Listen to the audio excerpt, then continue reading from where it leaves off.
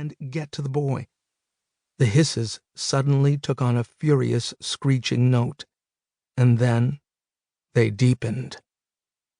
Steve fell back, horrified, as the furry little animals swelled to twice their prior size, eyes shrinking to nothing but faint ridges on a black, flat head, with a mouth filled with ebony needled teeth, body distorting to something semi-bipedal, wrinkled, bat-like wings extending from the shoulders. Blind the things might have been, but they still all faced Steve now, and he had no doubt they could sense him. His stomach churned with fear. His knees shook, and he wanted to run. But there was a little boy in there, in among those monsters, and a tiny furry creature desperately trying to find shelter, and he was not going to leave them. On the positive side, the monsters were now all focused on him. One of them lunged, catching the board and ripping it out of his hands with terrifying strength. Two more grabbed the board and broke it apart. Holy crap, they're strong as hell. I need something tougher.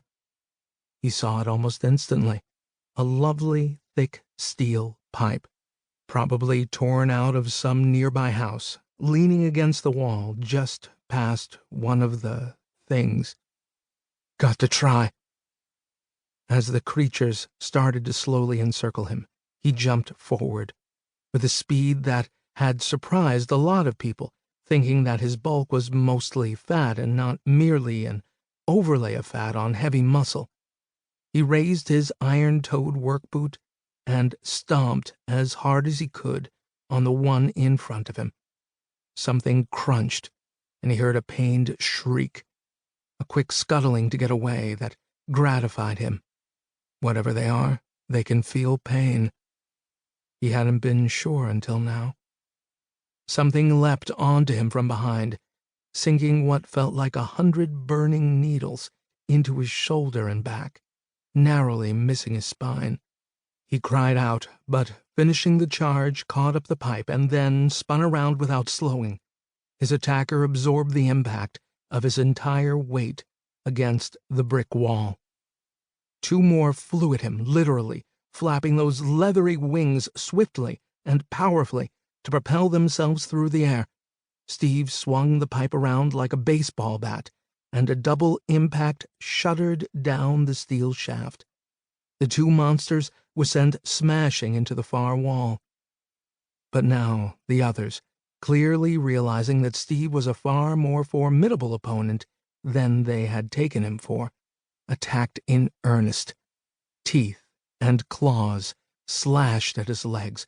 Two of them lunged for his arms and gripped, pulling, trying to disarm him, take him down to the ground where he would be dead in a moment. Steve heard his own scream of pain and fear, and it galvanized him.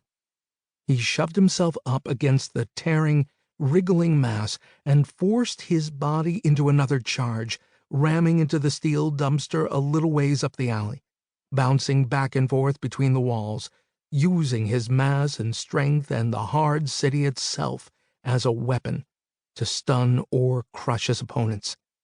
He spun the steel pipe around, brought it down in a pile-driver blow that impaled one of the night-black monsters completely through, tore another from his arm, and hurled it into the wall, hammered his fist into another yawning, needle-filled mouth, feeling skin tear and rip, and then spun about like a top, hurling the stunned and disoriented things away.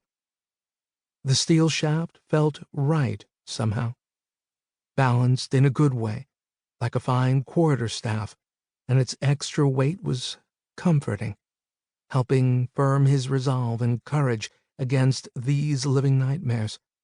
A lot of them were down now, but there were still more, 6 of them, and they were stalking, coordinating.